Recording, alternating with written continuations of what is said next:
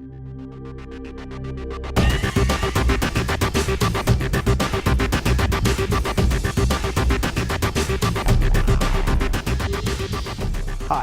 the world's changing from technology innovation to materials to computers to education. We're talking about education today. Welcome to Mind Matters. I have with me David Wilson, who is the Chief Assessment Officer for Lindenwood University. Welcome. Thank you. Glad you're here. Thank you. I think it would probably be very helpful if you just kind of gave us an idea what that title means. That's a nice bank of words, but Sure. What does that mean? Sure.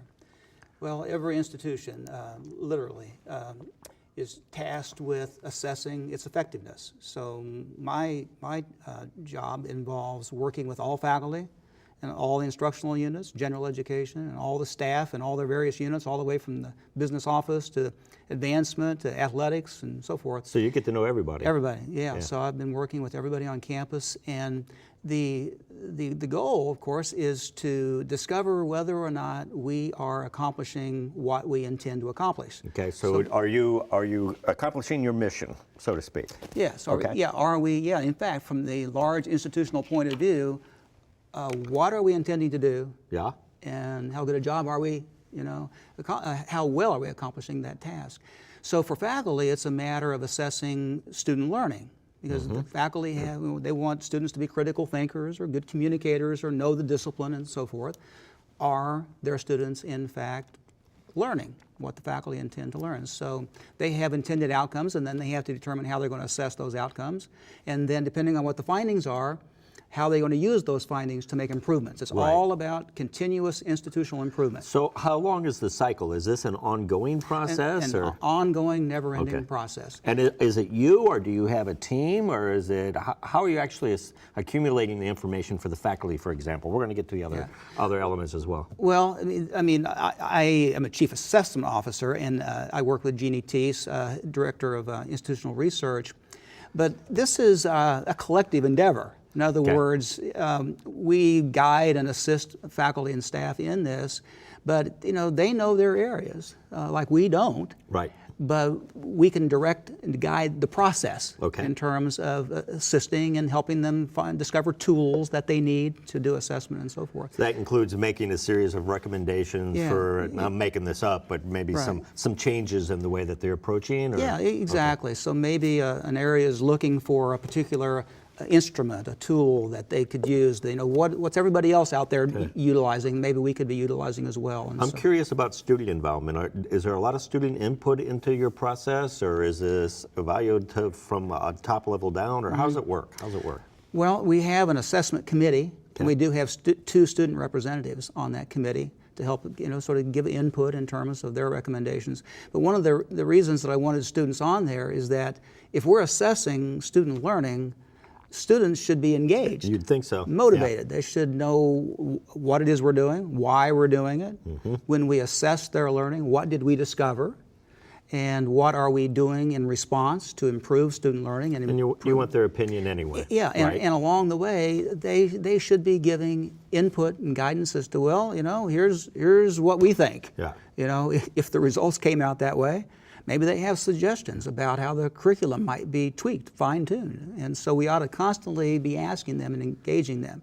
So I wanted to make sure we had students on the committee to kind of give feedback as to just, well, what do you know about what we're doing? So how comprehensive is your assessment? Does it take infrastructure into account? Number of buildings, the quality of life.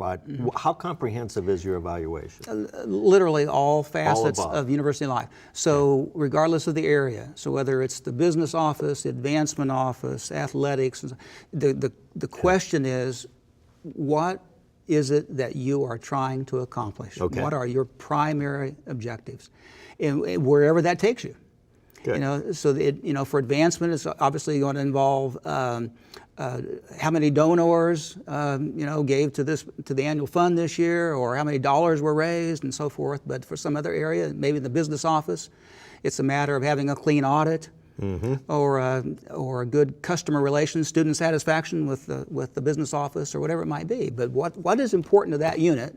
What are they trying to accomplish? And then how are they going to determine whether or not they accomplish. Okay, I got man, you really got me thinking about some things, but we'd be doing a great injustice if we really didn't understand a little bit more about who you are and what you're bringing to the table. Tell me a little bit about your background.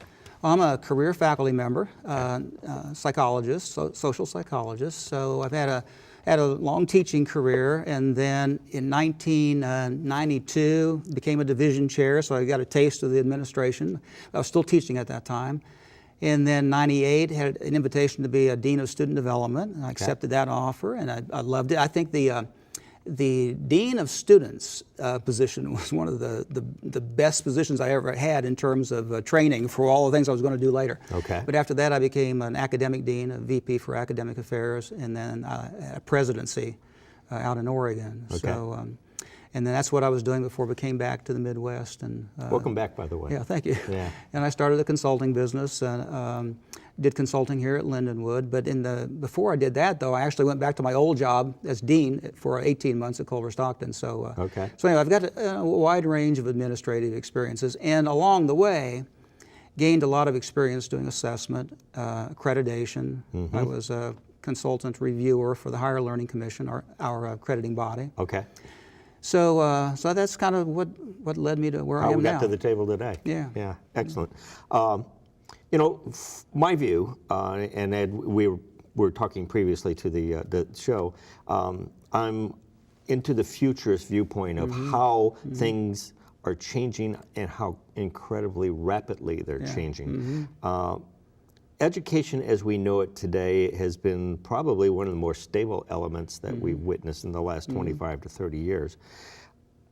What are your thoughts about what does education begin to morph into in the next 10, 15 years in relationship to the overall mission that we had just mentioned previously? Do you see a tremendous amount of change in front of us, or what do you think? Well, I think it'll be gradual. But I think some of the things that we'll see in the next 10 to 15 years are already happening. But I think we'll just see kind of more of an explosion of what's going on. I think distance ed is here to stay, and we'll just keep getting bigger and bigger and bigger. Yeah. I believe that that's just inevitable. But there's something else that's happening a little bit, and you know, it's not necessarily something that everybody's buying into, but competency-based models of education. Okay. So explain that. So let's suppose that you want to think in terms of students advancing at their own pace, less emphasis on seat time, which right now the common traditional approach is focusing on how much time are you in the classroom. Right. Going at your own rate, less focus on grades, but the focus on displaying competency. Yep. So an example right now at Northern Arizona University is just one example where they have a competency-based option. It is an option. They have all the traditional things too. But let's suppose that you're in their program. It's called personalized learning. And they actually have a competency transcript. So these aren't grades. This isn't seat time. It's an online program first. But it's all about mastery. So just imagine the list of skills. Yeah, I'm already creating one. Okay? And what you end up with now, ultimately on the transcript, you end up with like having taken a course.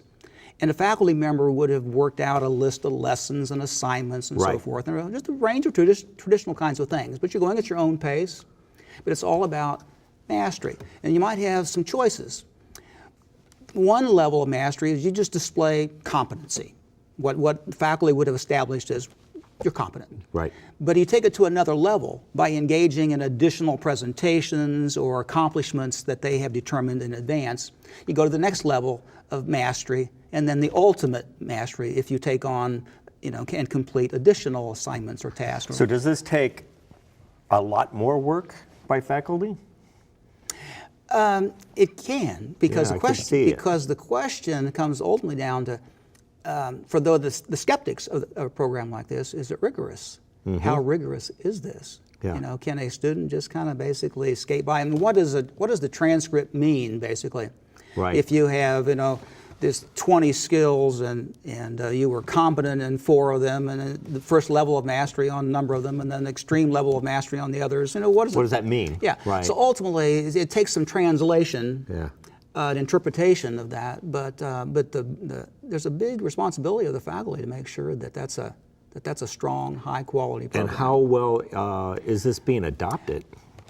It's just beginning to enter Yeah. into conversations, and so I don't see a lot of this yet, but it creeps into conversations. I bet. But it hasn't been highly adopted yet.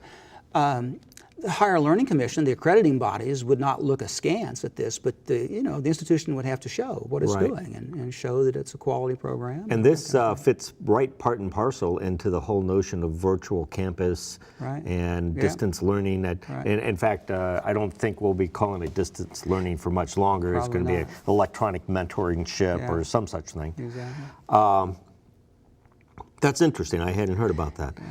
The mix here at Lindenwood, you've got a lot of on-campus students, a lot of commuter students, and then you've got a good size adult learning community. Your responsibilities are encompassing. You're looking at all of those arenas. Exactly. And so, for example, in terms of assessment, I haven't really gotten into yet the assessment of online learning like we need to. Yeah. So that's one of the challenges of the future, is to focus our assessment on online learning, just as we are focusing on all the rest of the traditional programs that we have. Some of the things, and we're going to have to take a break here in a minute, but some of the things that I've been investigating is the role of education within an emerging global community, a business community. Right. And we had talked previously about the high risk of the privatization of the educational community because the folks like Google and Apple are not seeing the types of candidates that they're looking for that have things like you were just referring to, conceptualization skills, Right. collaboration skills, concept skills. John Bruner called them patty ducting, as in pattern deductions. And in the era of big data, that's going to become more and more important, is to be able to look at a wide range of extremely unconnected information and be able to cherry pick and say, I've got this thing that we just invented as a result of it. We're going to take this quick break and we're going to get back to that part of the conversation. Mind matters. The future's now. As I've said, I'm not sure if I'm a 0 or a 1, but I'm somewhere in between. See you in a minute. Did you take your medicine? Oh gosh, I forgot it. Her nurse. You need a claim number? Her personal assistant. Let me just grab a...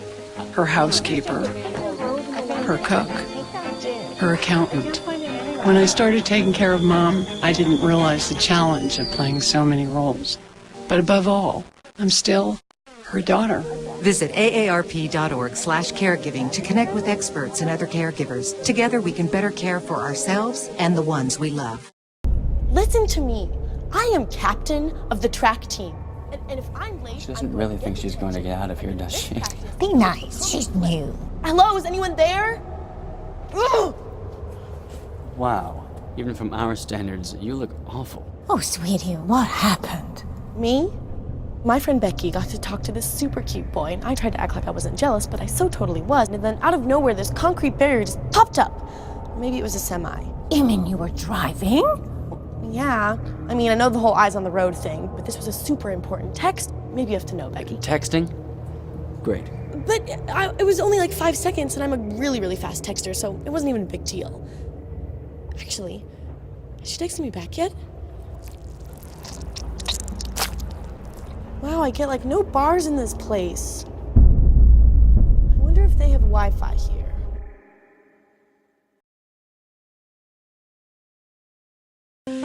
A boy born in Joplin, Missouri was fascinated by anything with wheels and a motor. The odds of him winning both the Daytona 500 and the Brickyard 400 in the same year, 1 in 195 million. The odds of a child being diagnosed with autism, 1 in 68. I'm Jamie McMurray, and my niece has autism. Learn more at autismspeaks.org/signs. Is the role of education and what is an educated person as we move a little deeper into the 21st century. Certainly the educational institutions as we know them today, good grief, many facets of them are 500 and 600 years old. Certainly higher ed as we know it today, it got really solidified 50, 60, 70 years ago. As we move deeper into these highly technical, highly changing, tsunami of an economy and educational expectations, I wonder what does education look like moving forward. So one of the questions that I see keep cropping up is the whole idea of the value of the instructor themselves, and are they remaining current in their own field so that they are an exceptional instructor for that student that's interacting with them. What do you think about some of the ideas about certification of higher ed instructors on an ongoing basis? You're probably more familiar with the topic than I am. Well, the challenge goes all the way back to the way that we are educated, trained, and when we're in graduate school, and in doctoral programs where the focus is largely on research. Right. Less attention is given to being a future teacher or advisor, or all the things, all the things that go with the role of a faculty member. Those are, basically for the most part, might depend on the department, might depend on the program, but largely not the focus. The focus is on research. And then you take on a new full-time teaching responsibility, and you're asked to do a number of things. And everything's changed. And you really weren't schooled in those. So a typical faculty member is going to try to be a quick and a learner, and to be dedicated, committed to professional development, learning from colleagues, doing all that. You go to conferences, do everything that you can do to make sure that you are in tune with pedagogy that is considered important or useful, meaningful, helpful. And so, but it's a big responsibility. And the institution has its responsibilities in terms of providing funding to help faculty do that. Yep. It's taking it to yet another level when you get into the thing about certification and so forth. And I don't really see that going on across the board. There may be certain areas, disciplines that I don't know about, where it might be happening, where you can get maybe certification in a certain area of your discipline, that kind of thing. But it is important to focus on professional development. There's no doubt about it, and to do whatever you can do to learn more about how to be a better teacher. A better teacher, but also how to remain current in your field. Be current in the field, exactly. Especially those fields that are undergoing such a revolution right now. Here's the conflict or the competitive environment that I see that you've got to be wrestling with. For example, my nephew wanted to learn a current version of an Adobe product, Photoshop. Now, he was faced with the opportunity to go to a 2-year institution or a 4-year institution, or could spend 1,000 hours on YouTube learning from the billions of different videos that are out there. Chose the latter. Very proficient at software. So the question is, did he miss an educational opportunity? I would argue to a certain extent, yes. But on the other side of the coin, he is as proficient, if not more proficient, than someone who's sitting in an institution who's wrestling with trying to remain current, not only in the instructional capacity, but in all the softwares that are necessary for them to be able to be competitive in that environment. That's a conundrum that I'm not sure I know how to unravel, quite honestly. But what I think that portends is what education in the future begins to look like in those very specific topics is it's less classroom. I agree with you. There's little to no classroom, and it's more electronic mentoring, and it's electronic access to support mechanisms at their own pace. And I don't know what that means for a university. Well, I think probably a lot of universities are trying to be a lot of things to a lot of people. Interesting point. The audience out there is very diverse, a multitude of needs. You know, the majority of students these days are older students. You know, when I was in school, you know, went directly from high school to college, lived on campus, full time, working toward a bachelor's degree, and and we were the most common. You know, that was the typical student. Not well, so that's much not anymore. the case anymore. Right. And you've got students with work and family responsibilities and looking for alternative delivery, in many cases desiring a 100% online program, limitations with travel, so forth and so on. So do you see the universities then by nature, if they're wise, focusing on specific arenas, if you will, or niches, or? I think so. I think it's a matter of, it kind of all goes back to every institution has to decide what's our mission. Yeah, what they want to be when they grow up. What do we want to be? Yeah. And then once you decide that's what you want to be, then committing the resources to doing it well. So what we're fortunate, and especially in the educational sector, is a good 20, 30, 40, maybe even 60 years of stability. But that self-evaluation of your core competencies, that's certainly part of it. And then secondly, what do you want to be and be good at it? That's a question I would think you'd have to ask yourself almost all the time anymore. Yeah, exactly. And if you reach out to a wide range of audiences, it's going to call for a wide range of delivery solutions, delivery formats, and being open to going new directions. And we at Lindenwood, for example, we have a wide range, as you mentioned a while ago, of formats, and including 100% online, hybrid courses, traditional face-to-face. We have the LCIE, so different students have different needs. And I think we're trying to match those needs. And this is what I think every institution in America is trying to do. They're wrestling. There's a lot of soul searching, I'm sure. And there are still institutions who are fearful of doing anything online. Right. And they just refuse to go there. So there's a... Which is its own self-fulfilling prophecy, right? You know, I'm a strong advocate of electronic systems, but they have their role and their place.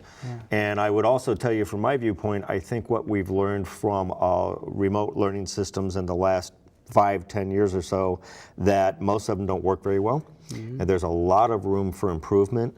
And I wonder what education looks like in 20 years or 25 years when the classroom is completely obsolete and we're tracking deeper and deeper into one-to-one mentoring. And our expectations of what it means to be educated might be shifting. I am not so enamored with the idea that higher education should be in the training business. An Adobe product to me is training business. From a business perspective, and I'm not just my sentiment, this is echoing Apple and Google and the others out there. We're looking for people who are well-rounded and able to do collaborative work, creative thinking, critical thinking, and a whole wealth of things that have absolutely nothing to do with memorization of fact. It's becoming back to the liberal arts student. I love the liberal arts student, exactly. I really do. Well, and I'm a big believer in that as well. And that's been my life, and I'm committed to it. And I believe that employers, by and large, value that student who has that kind of background. I agree. But furthermore, we all need to be constantly paying attention to what the employers are saying and what skills are they looking for to make sure that, well, if there's something that we've been overlooking in the educational process, maybe we ought to be attending to it. Yeah. Unfortunately, we're running out of time. This is a great topic. One of the things that the HR director of Google said, and I thought this was interesting, I'm just going to toss this out because in some ways I agree, some ways I don't agree, but he said when it comes to what institution you came from, I don't care. And he also said when it comes to your GPA, I don't care. because from his perspective, the whole GPA was a measurement system and a game, he said, that you play with your institution. When it comes to us, we want to know if you perform. We want to know what your capacities are, back to your competency level, and being the best of the best.